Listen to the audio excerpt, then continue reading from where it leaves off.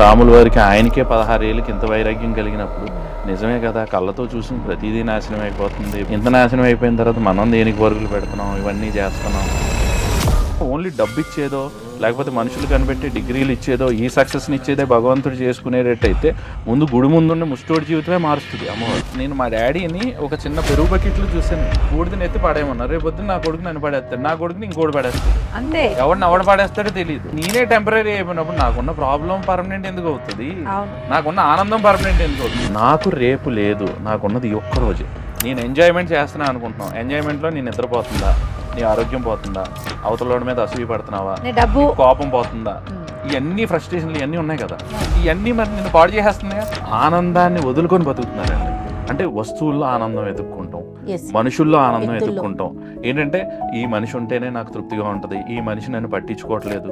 ఇప్పుడు ఒకళ్ళిద్దరు అన్నదమ్ములు హర్యానాలో ఉంటారు మేడం.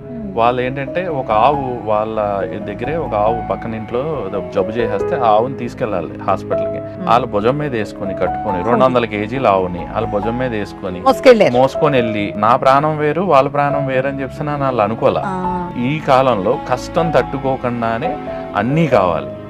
నా పిల్లలు కష్టపడకూడదు, నా పిల్లల్ని తిట్టకూడదు, నా పిల్లల్ని కొట్టకూడదు. ధృతరాష్ట్రుడు ఏమంటే స్వామి ఇన్ని మంచి కథలు చెప్తున్నారు, అదేదో నా కొడుకు దుర్యోధను కూడా చెప్పొచ్చు కదా, ఆడు మారతాడు కదా, అయ్యో ఆడికి మంచి మాటలు చెప్తే అన్నీ వింటాడు కదా అని చెప్తానంటే, వాళ్ళు దాని దాని చెప్తాను అని చెప్తానని వెళ్ళి ఇది మంచి నాన్న ఇది చెడు నాన్న ఇవన్నీ అని చెప్తానంటే, ఆ కృష్ణ నువ్వు చెప్పిన అది మంచి అని తెలుసు చెడు అని తెలుసు, ఇదన్నీ తెలుసు, అది తప్పు తెలుసు ఒప్పు తెలుసు, కానీ నేను చెయ్యను.